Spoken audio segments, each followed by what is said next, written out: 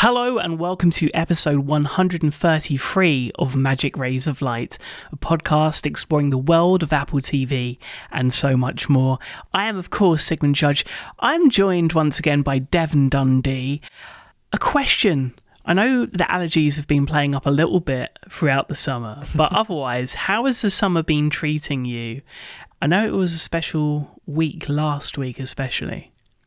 Yeah, it's been a great summer. I feel like it's coming to an end with back to school stuff, but we've loved it. You know, lots of nice travel and fun things with our little one who just turned 1 year old. We had an awesome weekend celebrating him. So I don't know that I'm having quite as good of a summer as George Clooney and Brad Pitt based on this GQ article that you sent to me this week, an interview that they did from Chateau Miraval, which sounds like a gorgeous place based on the way the writer described it. This is such an interesting interview, getting into the dynamic between these two who've been working together for, I think, over 25 years now. And you can tell just from the text of the conversation they're having that they have a really funny interplay between one another, but that they're also on the same wavelength when it comes to the work that they're doing. And of course, coming back together for Wolves on Apple TV Plus, which they talked about a little bit. But they got into all kinds of stuff in this interview. Of course, we'll link to it and recommend readers check it out. But there was one part in particular that I know really struck a chord with you, Sigmund, that I thought you might want to share about. I mean, there are two parts, right? I think what's really interesting is just how frank George Clooney is with regard to changes in the industry, especially coming from really, you know, if you look at George Clooney and Brad Pitt, and I think they admit it themselves, they are like two of the last to come out of the studio system. They're trying to embrace a new age of Hollywood, but also, I think, quite clearly have some concerns. The thing that stuck out to me, and I'm treating this as feedback really from our previous episode when we talked about Apple Originals, and starting with Wolves, we're not going to have a wide theatrical run and things are changing yet again. George Clooney mentions Paramount as the mum and pop studio in a new world of tech, and he mentions Amazon by name, but I'd imagine George is also talking about Apple here. I thought it was interesting in the sense that the comparisons to the old studio system and old Hollywood almost debunk what I was saying last week, in the sense of, you know, we're getting a lack of new voices and a lack of new talent. And George Clooney believes that that's actually the opposite. We're seeing more and more new voices and new talent in the age of streaming. Just when comparing a career, for example, of like Cary Grant, who I think they mentioned 24 films to his name. And I think most actors and actresses, you know, at a certain level get that in, I don't know, about a decade. And people's careers seem to be longer and larger these days. Yeah, and that's an interesting perspective coming from these guys who've been in it for so long and kind of reflecting on where they've come from, where they're going, and what they want their careers to look like for the next 20 years. And I don't know about that. But it's interesting to hear them talk about the industry and this concept of Paramount being a mom and pop shop, because traditionally you've thought of it as such a big player, but in scale size in comparison to Amazon, Apple, and these other big tech companies. I mean, we've heard people talk all the time about Apple buying Paramount and just integrating it into Apple TV Plus, which didn't happen. But the fact that that's even in the conversation is a huge deal for just changes in the industry, and how I think Paramount, it's not maybe necessarily even the size that makes it that mom and pop shop, but it's the old school mentality and approach, which of course they're trying to move into the tech era and all that kind of stuff, but it's just that whole industry, I feel like it doesn't change as rapidly as tech does. And so it's an interesting time for people like these guys who've had so much success under that older system and now transitioning into that newer world with a film like Wolves that's coming to Apple TV Plus. I kind of wish the interviewer had gotten their perspective on that change, but it probably hadn't happened yet before the interview took place. So it'd be interesting to get their perspective on that. But yeah, it is just such an interesting time in Hollywood, and to get the perspective of these two superstars who've been in it for so long, very, very interesting and well worth the read, I think. So just a little bit of Hollywood chat to start off our episode this week. But of course, we've got a ton to cover in terms of Apple TV this week, including a fun chat about our Apple TV origin stories, all the latest Apple TV news, including more sports streaming drama, the fact that Apple's iRobot isn't the iPad mini device referenced in recent builds of tvOS 18, and some speculation about what that could mean. But we're going to start with our highlight, which is the return of Pachinko. This sweeping saga chronicles the hopes and dreams of a Korean immigrant family across 4 generations as they leave their homeland in an indomitable quest to survive and thrive. 나를 왜 찾으십니까?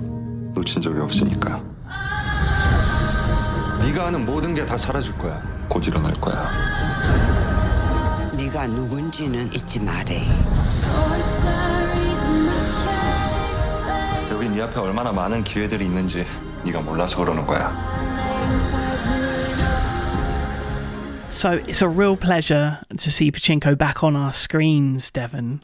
But for anyone brand new to this series, can you give us a little bit of a recap on the many different strands and the many different back and forths between timelines of the first season before we delve into what's new this week?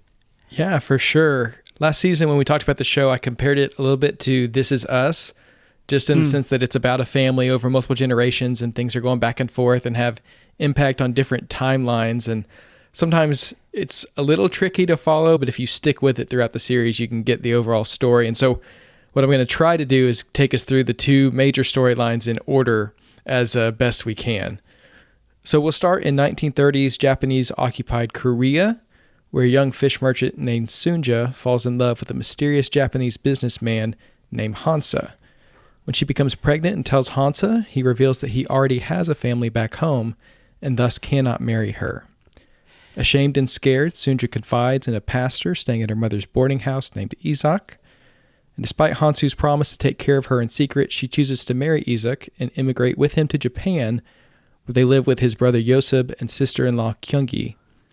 In Japan, Sunja faces anti-Korean discrimination and financial woes while raising her young son named Noah. Great name. She and Isaac later have a son named Masasu before Isaac is arrested for being involved in a communist group.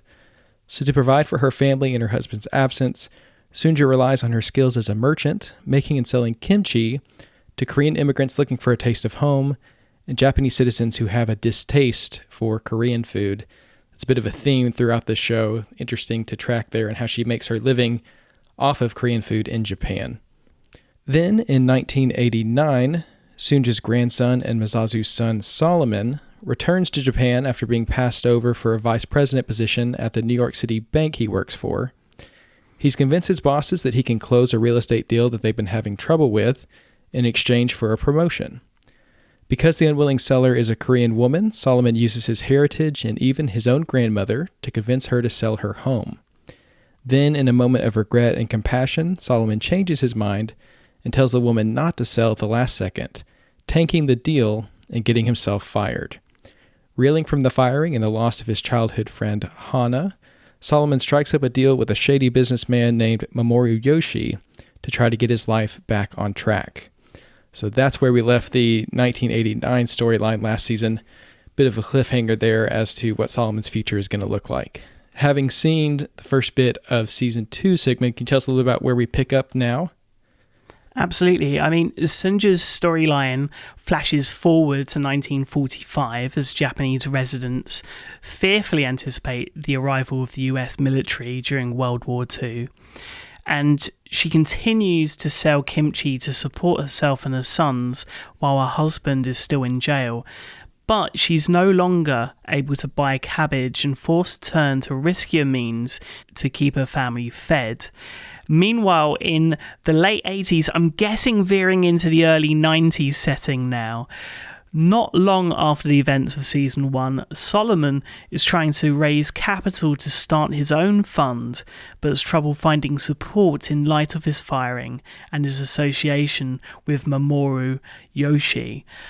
Really interesting this season, I think. On the verge of World War II especially, we see kind of hints at this storyline in the new opening sequence, and I think it's a great introduction to a season here that is continuing to be captivating through its writing from creator Lee Min-jin and screenwriter So Hugh. That makes for this season to be a triumphant return, along with the jaw-dropping direction from Arvin Chen, which has a really interesting 10-minute segment in this very first episode. Cinematography from Anti Cheng, music from Nico Mully, editing from Jacob Craycroft, which is so important when going between the two storyline strands. We normally focus on the on-screen talent, but this week I wanted to give credit to each important element that, if missing, would otherwise lead to a confusing mess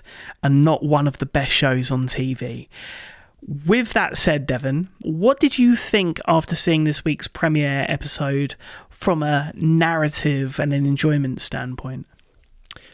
I think the thing that I loved most about this opening episode, and it's something we've seen throughout the series so far, but it's so clear in this first episode of season 2, is the parallels between Sunja's struggle and Solomon's, and how, they're our protagonists and they're on these very different, but in some ways parallel paths. They're in such different situations that show how far the family has come thanks to what Sunja has overcome. But the struggle still goes on, right? Each generation has its own things that it has to face. And so even though, his issues are more financial and career stuff, it's not survival necessarily like Sunja's was, there's still just the way they edit it and put it together. It's clear that they're drawing comparisons between these two people and the things that they're going through. And that also carries into the continued discrimination faced by people of Korean descent in 1989 Japan. There's a particular incident that takes place in a grocery store that highlights the enduring nature of this issue, but it also highlights the vastly different positions that Sunja and Solomon are in when facing it, because, of course, we've seen Sunja deal with it in her own way, mostly by keeping her head down and just persisting, right? And Solomon has a very different background and a very different approach to facing this sort of thing. So very interesting, another theme that we just see continuing throughout the series. I'm pleased to get more time with young Noah and Masasu, two young characters and actors who are just doing a great job. I thought the reveal last season of Noah's existence, that Sunja's son with Hansu was not actually Solomon's father, but an older brother who does not appear in the later storyline, that was a really interesting reveal. And of course, it left a really, really open storyline there of, okay, well, where is Noah now, or what's happened to him in the meantime, between Sunja's storyline and Solomon's. And so I'm interested to see what we learn about him, not only as a young man, but hopefully as we get closer and closer to later in the storyline, we'll find out where he is now. And of course, there's the Hansa of it all, because we've got to get our fair share of Lee Min-ho, who is fantastic as always. Big crowd drawer, and he does a great job. We know he's been lurking in the background, keeping tabs on Sunja, and especially Noah. There was that little scene at the end of last season where he has a conversation with Noah, but doesn't actually reveal who he is. So I'm interested to see what role he's going to play in this next phase of Sunja's life. So there's some really great mysteries there, things that we don't know how they're going to play out. And I'm so excited for this season. I think this is a great entry point, and I can't wait to see more. Yeah, very, very excited for the next, 9 weeks. Of course, season 2 of Pachinko debuts with its premiere episode this Friday on Apple TV Plus, and critically acclaimed television, continuing to be as strong and as emotional as its debut season. So we'll continue to check in on this incredible family story as it unfolds, but for now we turn our attention to our own origin stories. That is, how we got started using the Apple TV. I was thinking about my experience with the Apple TV this week, Sigmund, of course, a device that means so much to me now and has played such an important role in my life. thinking back to that original hardware that came out, I did not have much experience with it. I only actually saw one in the wild once. It was the weirdest experience I've ever had. I was in a film class in college. One of my classmates invited me to a viewing of a film that we had to watch for homework. And I was like, okay, yeah, I'll go over to your dorm room and watch. I think it was Dances with Wolves was the film we were supposed to watch. And okay, so we're going back a little while. Yeah, it's been a minute. I go into the dorm room and they've got the Apple TV there. I think it's really cool. They start the movie. I don't know if they rented it or had it on a computer or what, but the movie starts. We're supposed to be watching this for homework, remember? Like, we're going to have to discuss this and write a paper on it and all this. And as the movie starts playing, this guy pulls out a board game, Trivial Pursuit, and asks if the group wants to play Trivial Pursuit while we watch this movie. And so needless to say, it was a very distracting viewing. I think I had to go back to my room and rewatch it. But that was my only experience with the Apple TV, was in that dorm room. And I thought it was really cool, but just not a device that I had incorporated into my life at that point. But I imagine you had more experience with the Apple TV. So what was your first experience with it like? My first experience was one initially of excitement. And I purchased it, but soon found out it wasn't actually for me, though I still have it boxed.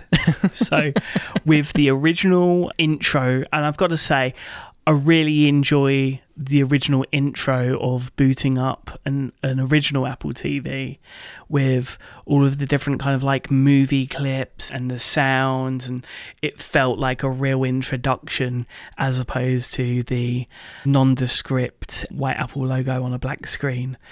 The reason why it wasn't for me initially, and I think it's this kind of like, you know, showing my age a little bit and showing the time and maybe the expendable income that was just available at the time to me.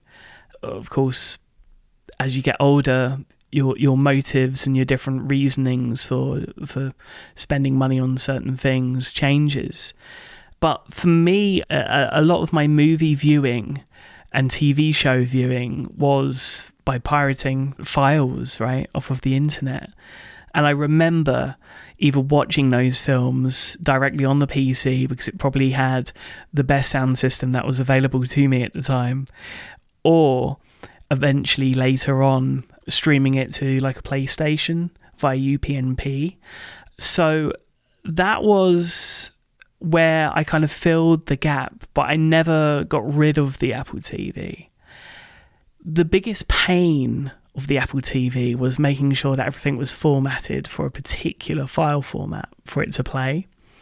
And I would go through that process using the iPod Classic, and the iPod Classic with video in particular. And the majority of the time, those conversions would work on the smaller screen, but not on the bigger screen. And so what I ended up doing was using an iPod Classic and putting that into, there was this universal multi-dock that also had TV out, which was incredible. And that was my way of being able to almost do like the Wii concept, right? But just for video, of, you know, plugging into the TV and being able to watch that way. Well, that's such a cool concept. I had no idea that there were docks that you could plug an iPod video into and hook it up to your TV. It's really cool, because I'll do that now with an iPad mini. I'll plug that into a TV with an HDMI cable if I don't have my Apple TV handy, and it feels like a superpower. But having something that small to play video on that big of a screen would be amazing. Well, I mean, the bonus of it as well was that the dock worked with the silver Apple TV remote from the second generation, which I think we're going to get into. I'm not too sure. Was the second generation your entry point into Apple TV? It was, yes. So, you know, between the first generation, the Apple TV changed a lot. You know, it lost a lot of the internal storage. It really focused more on streaming and, you know, pulling from your library as well, but less on being like this multi-use living room device. You know, there wasn't a browser built into it, the second generation, and all that good stuff. And the form factor got a lot smaller. That thing, I still have it in a closet, and it is tiny, tiny. Even by today's standards, it really is an incredible piece of hardware. So You talked about expendable income when you're young and how you just kind of buy things without thinking about them. And that's the situation that I ended up in. After my first year of college, I got my first job. I was interning at my church. And that was the first time I ever had a paycheck and, money I could spend on things. And so I thought, what I want is a giant TV. And so to me, a giant TV was 55 inches because I was going from like this little 21-inch very just sure. tiny TV. It was almost nothing in my room. And so, wait a minute. What is giant to you today? Today I've got like a 70-inch in the living room, and I don't think it's big enough. Oof. So, okay. But okay. Yeah, it's funny how our standards change over time. But I bought this 55-inch HD TV. It was really nice. I put it up in my room, and only then did I think, okay, now what do I watch with this thing? I hadn't thought that far through yet. I just wanted the TV. And so I had some DVDs, and those were nice, but I'd already seen them. So if I wanted to watch something new, I either had to buy more DVDs or find some way to get streaming content onto that TV. And so I went out to Best Buy. I bought the second generation Apple TV, came home and hooked it up, and immediately signed up for Netflix through that built-in app on the second generation Apple TV. And that's how I've been paying for Netflix ever since. It's still billed to my iTunes account, and I've kept that same subscription. And that's how I got started with the second gen Apple TV. And over time, I discovered more apps, and there was so much cool stuff built into it. There wasn't an app store, but there were a ton of apps that you could use, and of course pull from your own video library and things like that. So that's how I got started with the second gen. Mostly it was just to have something to watch on my new TV, but of course over time I fell in love with the platform and enjoyed it a lot. See, I think your experience of loads of different apps that were compatible is going to be very alien to anyone outside of the US, because I'll tell you, the second generation Apple TV was not it, right? And there's a reason why a lot of people put other firmware onto the Apple TV second generation, and it was probably at that point that I was interested. What I really loved about the second gen Apple TV was the software, and that's why I didn't put any kind of weird software on it. and that's because of the consistent feel across the apps. Now, whilst there were a limited selection of apps, especially outside of the US, it really solidified my kind of love for the platform and my interest in accessibility, and I guess the convergence of smart home and entertainment, because of course the second generation Apple TV was at one point a HomeKit hub with the real first introduction of Apple HomeKit. I enjoyed the smaller remote. I enjoyed the consistency. And I think the mind-boggling thing to me is that, if you were to boot up an Apple TV now from that era, it would still work, right? The Apple TV app is still active and working well, depending on the size of your library, to be fair. But it's even compatible with Apple TV channels, which is insane.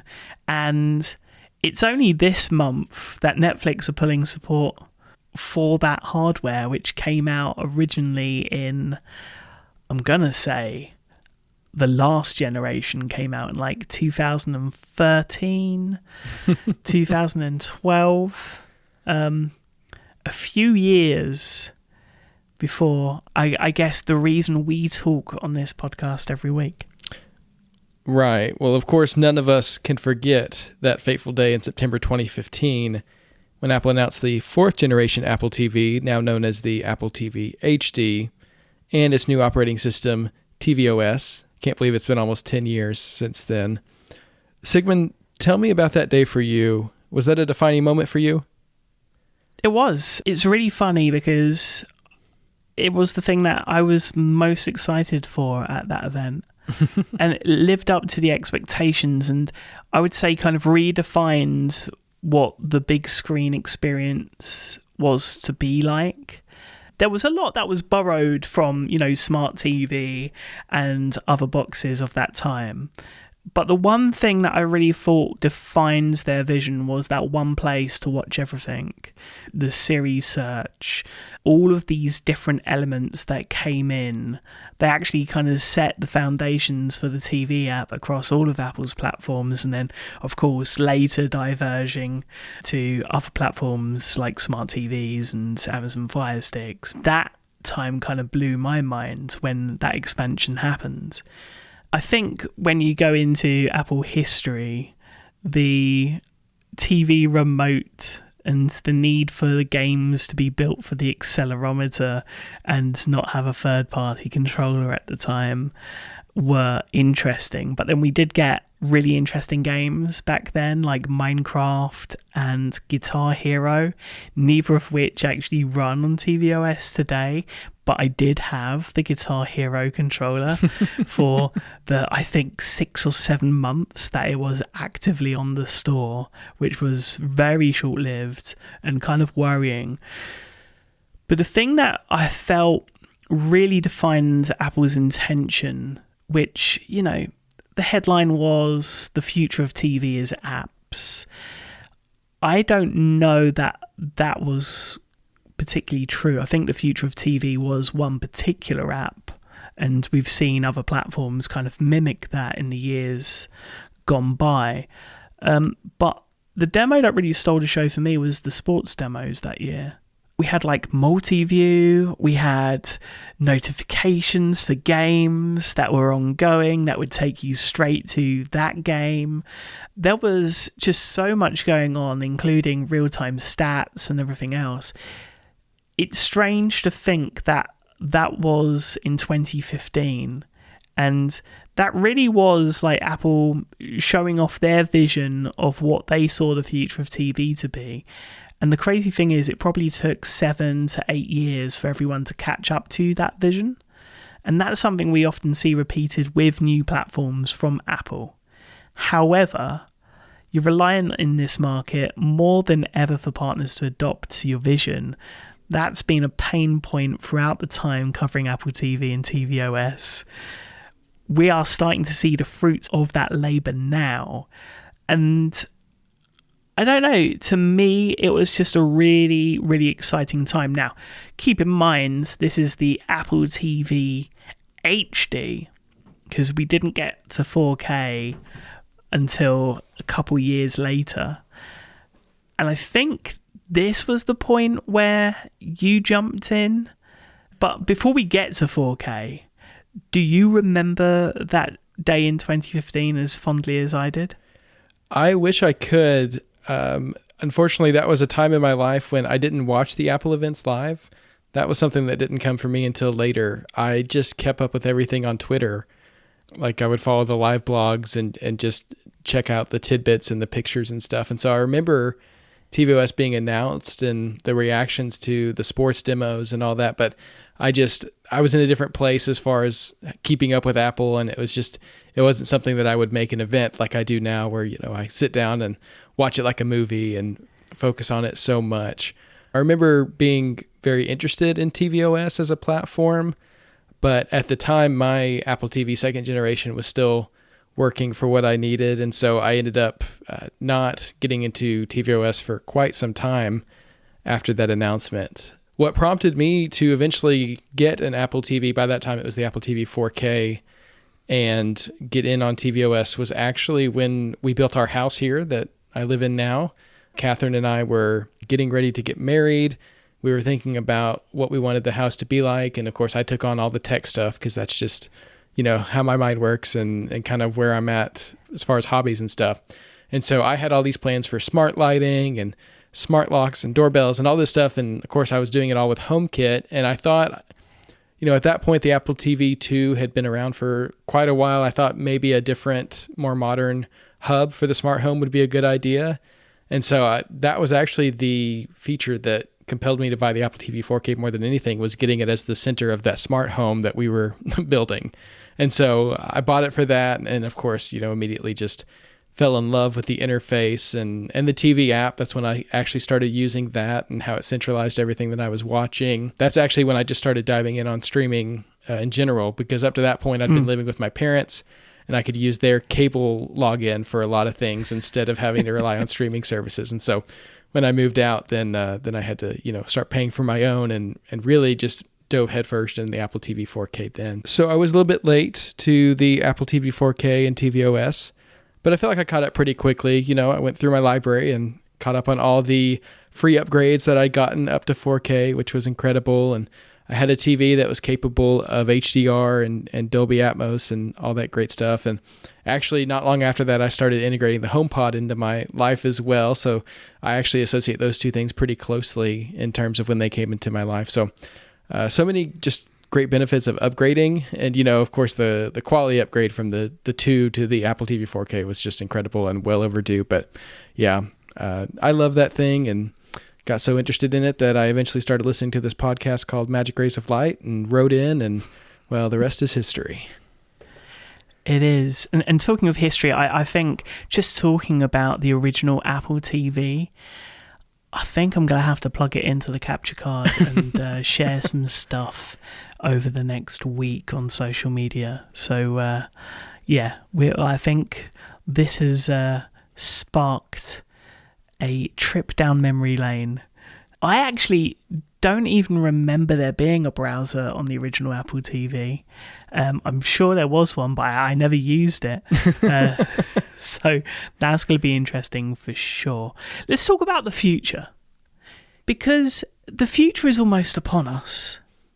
Well, maybe a little further than we thought, according to Mark Gurman.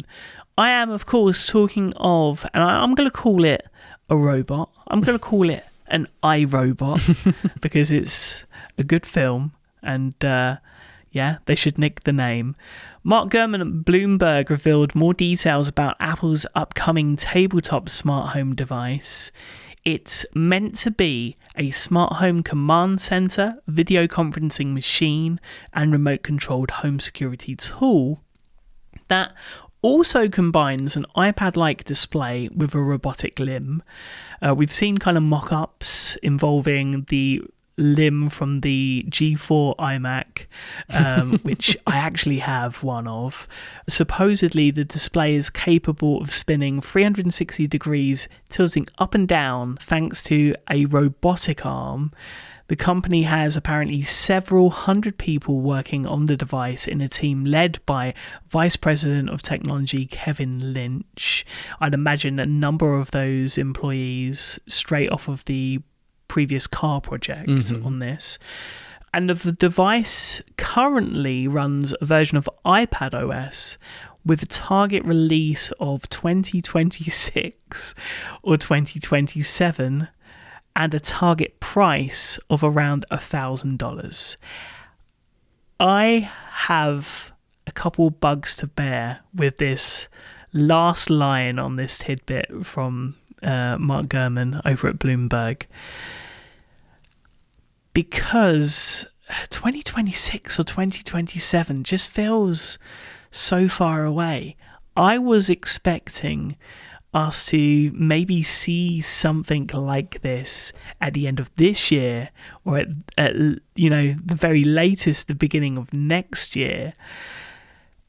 This feels like a product that we've already kind of seen from competitors, including the Google Home and the Amazon Echo Show. Nothing, it seems, seeing that we know it runs iPadOS, to do with the much reported iPad mini type device running tvOS that's been referenced numerous times in even the latest tvOS 18 code. Well, that line about iPadOS stuck out to me as well, because we've been very excited about the possibility of a HomePod screen type device running a version of tvOS. And like you said, we were expecting it, I think, sooner than this device. So I do wonder if we're talking about maybe some kind of Apple home device line, and the one that we've heard about running tvOS could be like the lower end that could be maybe coming sooner, which I think would be a great way to introduce the line. And then this robotic one that's real fancy and can follow you around and all this stuff. And if it's running iPadOS, it would actually be more like a full-on computer, right? It'd be like an iPad Pro or something like that. I don't even know. to me, that sounds like the higher end, and I could see how those two things could complement each other. But yeah, I'm still holding out for this device that's running tvOS because it's the one that excited me the most. And I thought that we were talking about the same thing, but it sounds like maybe we could be talking about a lineup, and the lower end one maybe coming sooner, hopefully. Yeah, it's interesting you say that, because I think we're so used to the way that Apple normally roll out their products, right? With the high end first to get the early adopters in, kind of test new things, and then bring in the lower end afterwards. We saw that most recently with the HomePod lines. I'm excited for something new. Right? Yeah, we always are. I think we're also just really hoping that Apple's home strategy goes somewhere new and somewhere a little more focused. If these are two separate devices, or maybe the iPad mini device that was running tvOS was just something in testing and doesn't actually come to fruition. Are you a little bit frustrated in the sense of the time that we're going to have to wait for such a device, the price point, the fact that it's probably, based on the evidence that we've seen from Apple's past, a product that's needlessly over-engineered, and then likely, on release to be kind of lacking a little bit in terms of software polish, because this has been the way that things have gone.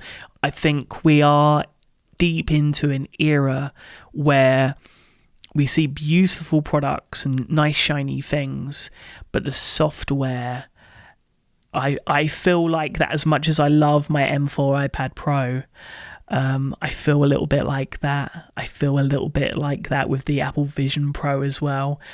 And I love both products. But that's why I'm a little bit concerned. Do you share that sentiment? I feel like I'm a little more at ease with some of the software than a lot of people are.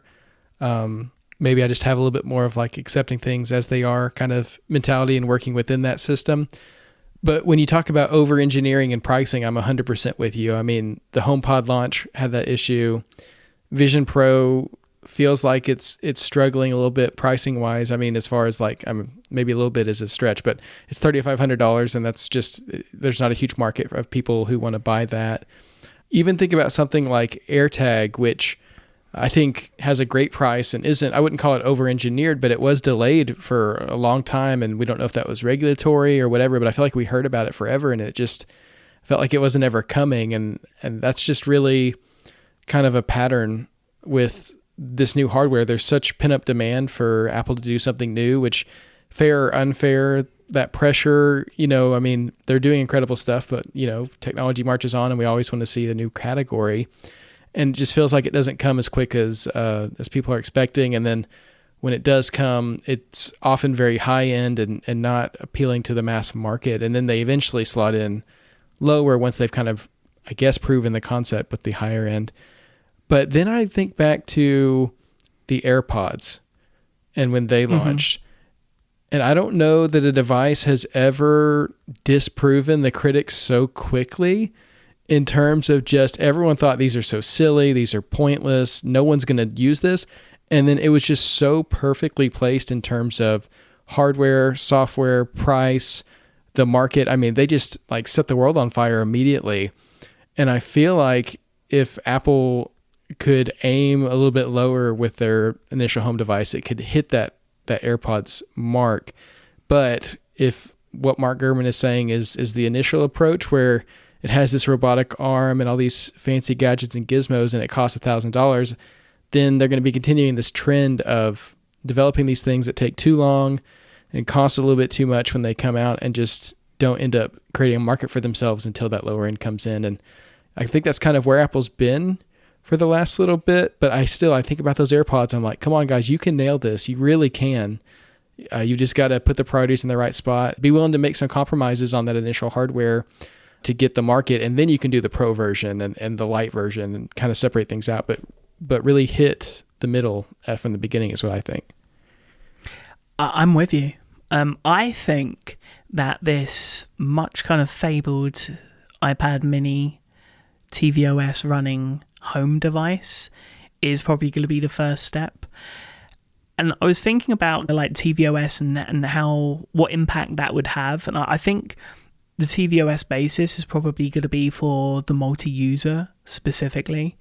And I can see this being something that, will take in your notifications for your doorbells very much like tvOS does, right?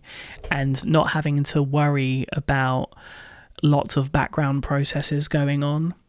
And maybe there's a web browser, maybe there's a few simple apps there, but something that is very kind of limited and just a home controller, so to speak. That, I think, would be a bit of a shock, but I think it could be really, really interesting, especially if it can recognize, voices nice and easy, and it has that touch and that visual input. It would offer something that iPads just don't offer in terms of software, right? And that's multi-user. So having something like that just sat stationary, going after and expanding the audience of like a Control 4 system and people that are really into high-end home automation, I can see this product being something that will happen, but I am very excited for a robot that follows you. Now, we talked about AirPods and how they were introduced to the world. We talked about your introduction to the Beats Solo 4s at the top of last week's episode. And one Beats product that was completely missed out on our conversation last week was the Beats Studio Pro. We'll get into why in a moment, but there was an announcement this week. New colours, Moon, Dune, and Earth, picked and curated by Kim Kardashian. Now available for $349 with active noise cancelling, transparency mode, spatial audio, one-touch pairing, Siri, Find My, and up to 40 hours of playback, all coming in a matching carry case, coming with the cable as well. I know that was a big important point that you wanted to make last week. And I only really noticed this because after our conversation last week, Mum, who's on her way to Jamaica next month, was asking me, I need over-ear headphones, and I might just get the Solos. And I said, whoa, hold on a minute. If you want to block out noise, then Beats Studio Pros may just be for you. The interesting point on this, though, Devon, is that one of the colours, I think, could quite well match beautifully with the rumoured colour of the iPhone 16 Pro models expected next month. These, of course, much rumoured and leaked by Sonny Dixon. It does feel like the year of Dune after Dune Part 2, and of course the upcoming spin-off series at the end of the year on Max. So I can understand why they might go with that, and I think that is going to be the name of the colour for this year's iPhone 16 Pro. So my question, when it comes to iPhone 16 Pro colour rumours, we're hearing white, black, titanium and bronze, but I'm calling it Dune. So a month out, are you someone that likes everything to match, or do you like these colour options for the iPhone 16 Pro? I'm happy for people who are excited about Bronze/Dune. I hope you guys enjoy that very much. But for me, it's never a question. It's all black everything every year, whether that's space gray, graphite, space black, black titanium, whatever it is, whatever Apple device I'm purchasing, including these Beats Solo 4s, it's always black. I'm very simple like that. There's been a couple years in the past where I've gone silver on the iPhone, but that's the most I've strayed, and I've always ended up back at black.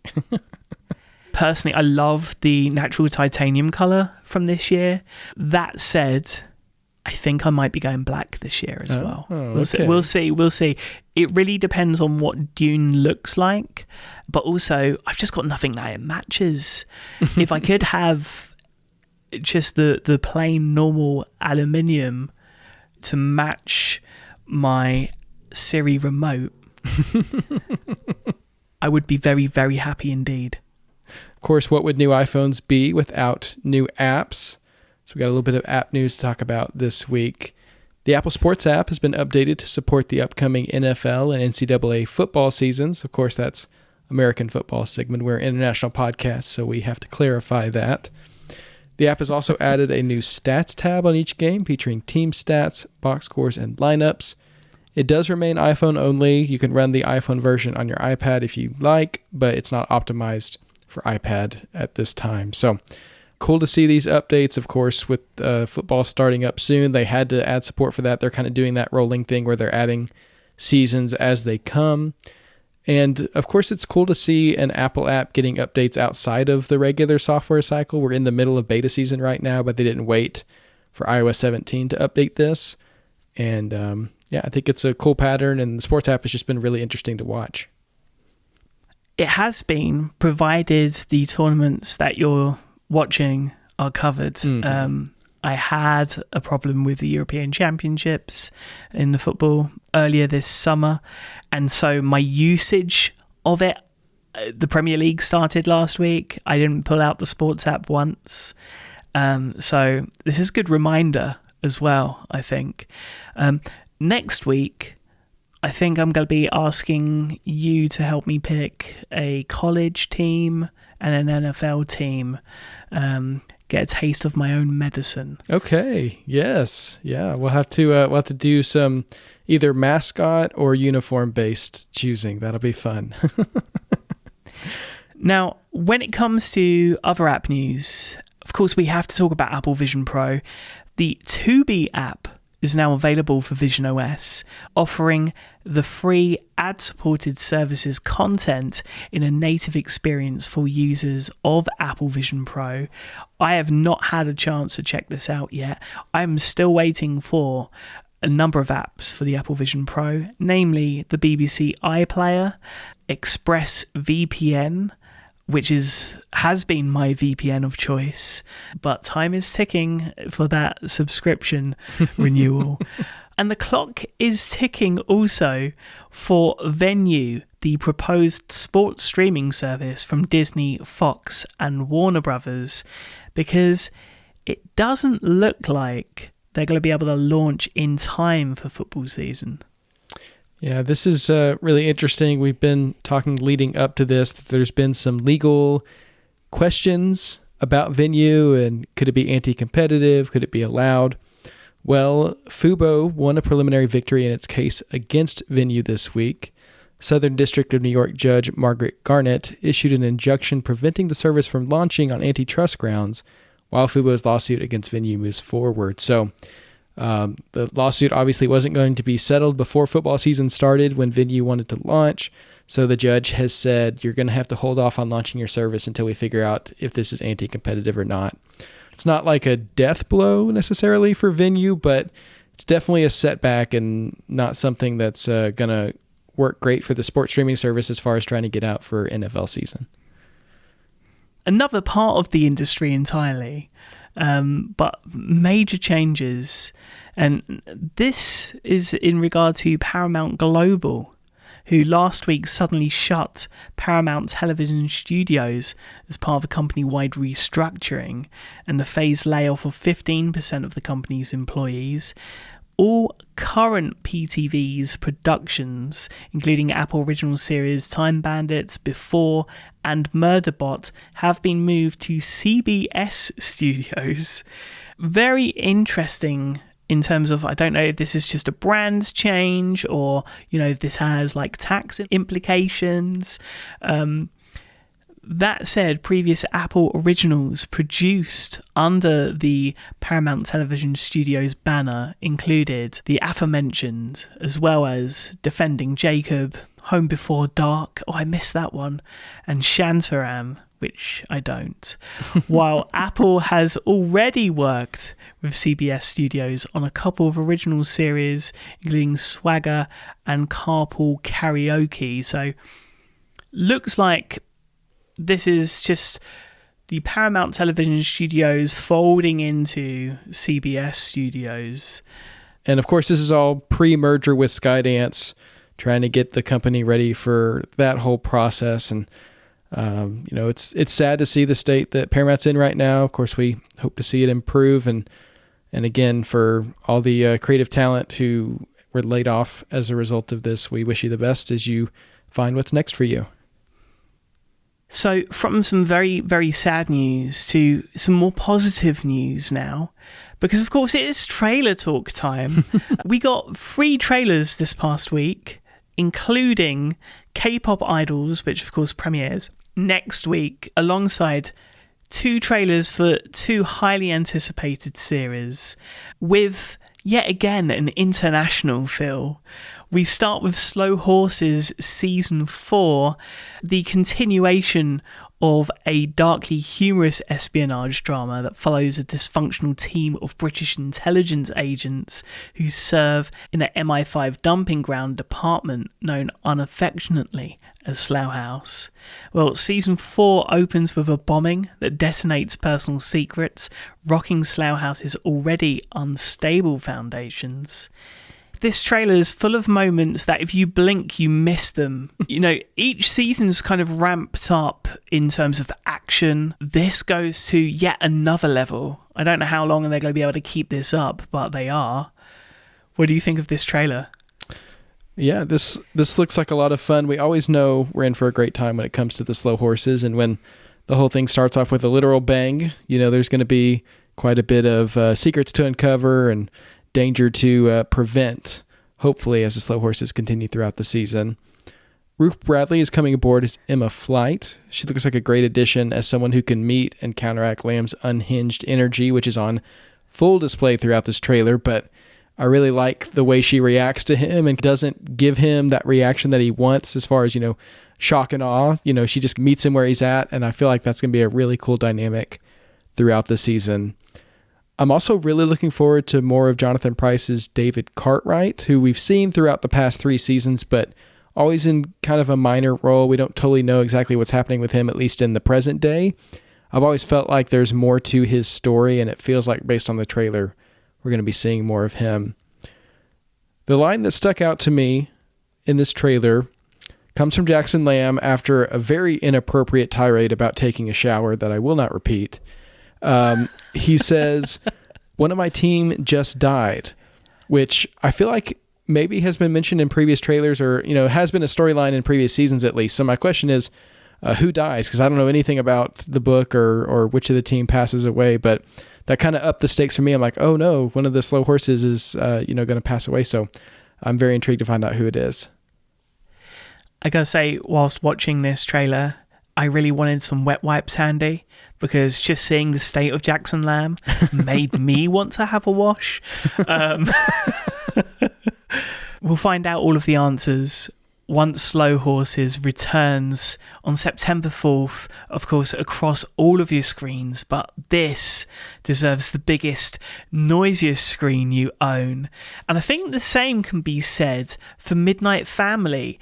This is a show we've talked about for a long, long time. It's inspired by the award-winning documentary of the same name and is a Spanish-language medical drama that follows Maragaby Tamayo, an ambitious and gifted medical student by day who spends her nights saving lives throughout a sprawling, contrasted and fascinating Mexico City aboard her family's privately owned ambulance, which, having an NHS over here, even hearing about a privately owned ambulance kind of blows my mind. This was going to be a show that I wasn't going to be particularly excited for, because we've got so much to get excited for. But this really actually grabbed me. The trailer I thought was fantastic. There are elements here of action, of family. We have a father who is going through some cardiac problems and keeping that a secret. We've got this adorable young boy in this who, God knows what he's seen at such a young age. I just think this is a really, really interesting story. Some really interesting dynamics here. There seems to be some kind of love triangle in amongst it. The one thing I do worry about a little bit is how I worried a little bit on the trailer, thought, was it City on Fire that you really enjoyed? And I thought that was just way too much going on to really be able to follow. That's probably my one concern here. But I think, as always, you're a little more positive. I mean, I was intrigued by this trailer. I feel like this is a genre that Apple's entering that is extremely popular. I mean, you think about Grey's Anatomy or 911 or these kinds of shows that just do so well. At least in the US, they're huge. I mean, people can't get enough of them, and they can't make enough of them, honestly. So I think that element is intriguing to me. And then it also, of course, has the international side of things, and that it's based on a documentary. So there's kind of a true story that at least is the basis of it. I think all of that, I think, is going to pull in, hopefully, a pretty good looking audience. There's lots of medical sequences, to be sure, which I always struggle with. I don't really watch a lot of medical dramas because I get queasy. That's just it's just my nature. But I'm gonna try to power through this one because it does seem like the family side of things, it looks really compelling. I'm a big fan of Joaquin Cosio, who was on a Netflix series that I really enjoyed called Hentified. And I think he's a great actor, so I'm excited to see him as this father who's not only dealing with his secret medical issues, but also his estrangement with his wife. So that's going to be interesting to see. Mari Gabi, who is forced to decide between medical school and her family's work because they tell her she can't practice while she's in school, which, is an understandable rule, but at the same time, this is her family business, right? It's what she's been doing all of her life. And so that's going to be an interesting tension there. I think really the root of it, though, they get to this at the end of the trailer. There's just this family, this group of people all in this tiny little vehicle driving around the city, going through these situations that you can only imagine how horrific some of them are. And most of them didn't really choose to be there. They were just born into it. And so there's that question of the family business, and when the stakes are so high, how do those dynamics play out? So that's what I'm really interested in beyond just the medical drama side, is really that family dynamic and how all that's going to play out. So really looking forward to this one when it debuts September 25th on Apple TV+. Of course, we recommend everyone check out the trailer in anticipation. Now, Apple Original news, because we have release news, but first we have 2 renewals. Dark Matter has been renewed for a second season on Apple TV+, with Joel Edgerton and Jennifer Connelly returning. Regarding the renewal, author and showrunner Blake Crouch said, "In the process of writing and filming season 1, we discovered that there's so much more story to tell, and we've only scratched the surface of these characters as they fight for survival and to find their way home through a landscape of mind-bending realities. See you in the box." I am so happy about this. I know it got very good viewership. I was a little bit concerned that it was going to be a little bit too complicated. We saw, similar narratives play out in both Shining Girls and Constellation, which didn't go beyond their initial seasons. This, I felt like, was a lot more fleshed out, so really excited about this. I am as well. This is going to be great. We get to find out what happened to Amanda and Ryan, hopefully, in their alternate world that they end up in. The one major plot point I think is going to be hard for them to address is those hundreds of Joel Edgertons that are back in his original world. Like, how do they rehome those, or how do those people end up finding some kind of meaning in their lives? That'll be interesting to see. But yeah, excited that this one's coming back, and a great renewal for sure. Ewan McGregor and Charlie Borman will return for a second 10-episode season of motorcycle adventure series Long Way Up on Apple TV+. This time traveling 10,000 miles over 2 months across more than 15 countries, from McGregor's home in Scotland to Borman's house in England, going the long way, of course. So they had to find another part of the world that they could go up to fit the theme. This is the first time they've done a second season of one of these shows, right? Because they had Long Way Down. Did they have another one? Was it just Long Way Down? Yeah, no. They Long Way Up was the third series with a different name, right? But yeah, this is the second season of Long Way Up, which was the Apple original. The others, of course, were acquired by Apple and are all now available in the TV app for you to watch. Alongside the first season of Bad Sisters, which we love to bits on this show. I have to be honest, I found it a difficult watch because as funny as it was, some dark elements to this show that weren't for the squeamish. It's going to be interesting to see what happens in the future because, as was announced this week, Season 2 is coming, with the Garvey sisters returning on November 13th to Apple TV+, 2 years after the accidental death of Grace's abusive husband. The close-knit Garvey sisters may have moved on, but when past truths resurface, the ladies are thrust back into the spotlight. Suspicions are at an all-time high. Lies are told, secrets revealed, and the sisters are forced to work out who they can trust. Now, of course, all Garvey sisters are back, including Sharon Horgan as Ava, Anna Marie Duff as Grace, Ava Burstfissel as Ursula, Sarah Green as Bibi, and Eve Hewson as Becca. And joining the cast are Fiona Shaw of Killing Eve and Harry Potter fame, Owen McDonnell of True Detective, Night Country and Great Expectations fame, Theodore Graham of Sex Education and Doctor Who, and Lorcan Krenich of The Crown, alongside Liz Fitzgibbon and Justine Mitchell. I guess the big question is, do we also see the return of Class Bang in Season 2 by way of flashbacks? Because he was such a pivotal element to the first season. I feel like it wouldn't be Bad Sisters without at least some kind of cameo by him. I don't know that we need a lot more of him because he was, such an awful person that we can kind of leave behind. But I feel like he has to make some kind of appearance for fans of the first season. Regardless, a first look at the new season is linked in the show notes, and we'll be looking out for that one coming November 13th.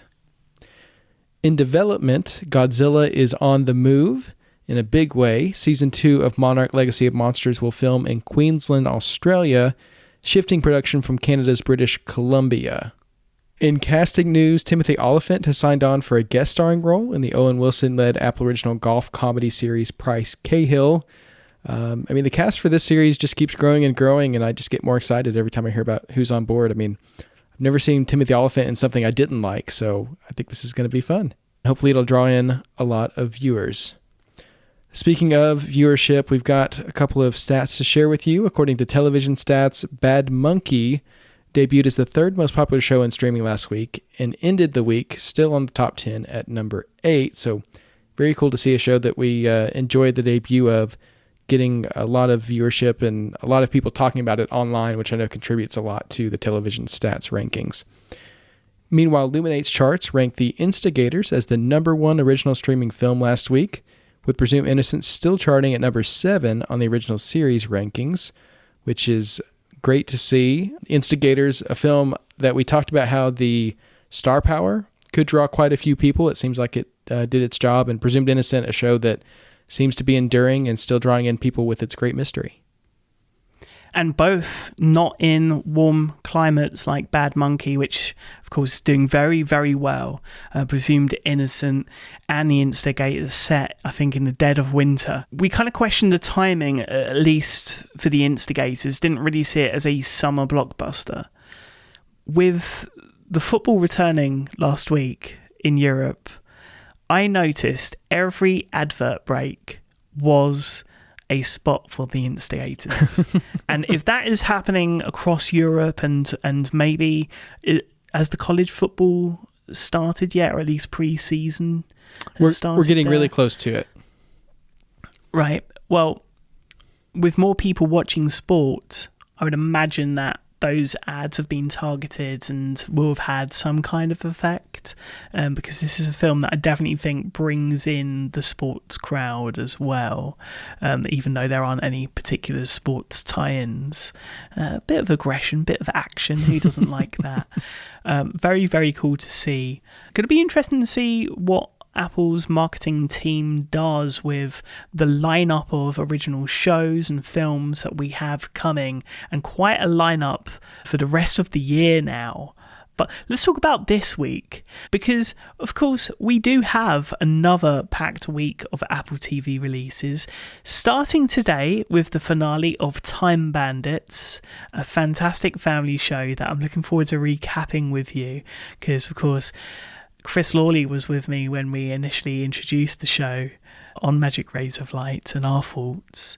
That's alongside new episodes of Sunny, Women in Blue, and Bad Monkey. This is going to be the episode with the cliffhanger that I was talking about. So I think everyone's going to have a blast with how the story pans out this week. This evening also sees the MLS League Cup semi-finals on MLS Season Pass between Columbus and Philadelphia and LAFC and Colorado. But that's not all. That's right. On Friday, we see our highlight this week, the premiere of Pachinko Season 2, as well as the finale of Lady in the Lake, what I'm looking forward to talking about with you. And on Friday Night Baseball, we've got Cincinnati Reds at Pittsburgh Pirates at 6:30 p.m. Eastern, and the St. Louis Cardinals at Minnesota Twins at 8 p.m. Eastern. I'm a little conflicted there. I root for Minnesota in the MLS, but St. Louis Cardinals are the closest team to me in terms of the MLB, so I don't know who I'm going to root for there, but we'll have to wait and see how that goes. On Sunday, there's more sport because, of course, we had the semi-finals of the MLS Leagues Cup on Wednesday, but we get both the third place and Leagues Cup final matches on MLS Season Pass on Sunday. And if that wasn't enough, and I'll just say, I think Philadelphia are going to do the job. On Monday, we have even more. So normally we kind of stop after the weekends, but we got some welcome news of the return of James Lee Hernandez and Brian Lazarte. We only spoke about these two a couple weeks ago based on their work on both McMillions and The Big Con.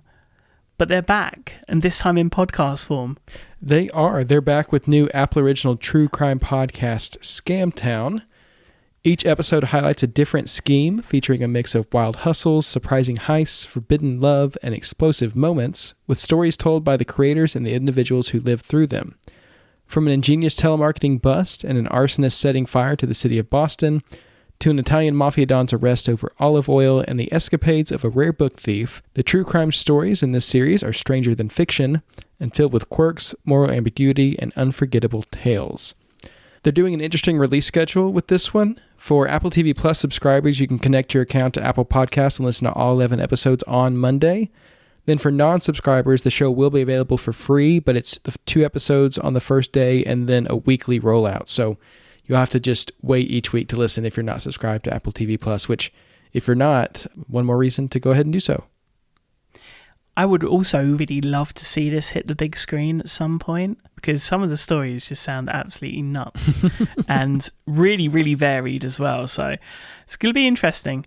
An added perk there, being able to get all of the episodes in one foul swoop when you connect to Apple Podcasts. But we've got a ton of extras that are available also to everyone, whether you're an Apple TV Plus subscriber or not this week. Yeah, lots of great extras to check out. Of course, I'll link it in the show notes. Starting with the new Apple short film, The Relay, 2 teams, 8 athletes with and without disabilities competing together. This is a great video. It's one of those, it's not quite an ad, but it's a short film that kind of highlights different Apple accessibility options and also just this incredible competition between these athletes that's so cool to see. If you watch The Relay and you're inspired to do some workouts yourself, Apple Fitness Plus has a new artist spotlight on Camila Cabello. I love these artist spotlights where they're focusing on one artist throughout the workout. I think that's a lot of fun, getting to explore their careers and get different songs from artists that you love. For the fans of The Instigators, or maybe you're just a big fan of Boston, we've got lots of great extras for you this week, a trio of Boston-themed extras. We've got The Instigators Boston Translation with Matt Damon and Casey Affleck. Then we've got The Instigators Real Bostonians Ask Anything, which is a cool video with the cast of the film. And then in Apple Maps, we've got a curated guide by Casey Affleck, A Day Off in Boston. Of course, we'll link all of those in the show notes. You can get your fill of Boston with The Instigators. Finally, as you're getting ready for the premiere of Pachinko Season 2 on Friday, do yourself a favor and watch the Pachinko Season 1 recap. It is so helpful for catching up on the major storylines throughout the first season. So much happened in that show. Of course, I did a little recap up earlier in the show, but it never hurts to get a video recap as well. I love that they're putting these out in anticipation of the seasons and giving us a little bit of time to get ready and get excited for the new season on Friday. Okay, well, if you've got through all of that and you're kind of thinking, what else is there in the TV app that I should be dedicating my time to this week and prioritizing? Do I have some TV app highlights for you? Starting today, Evil Does Not Exist on Premium VOD. It's available to purchase both separately and bundled with Drive My Car for $24.99. This is the story of Takumi and his daughter who live in Mizubuki Village close to Tokyo when one day the village inhabitants become aware of a plan to build a glamping site near Takumi's house, offering city residents a comfortable escape to nature.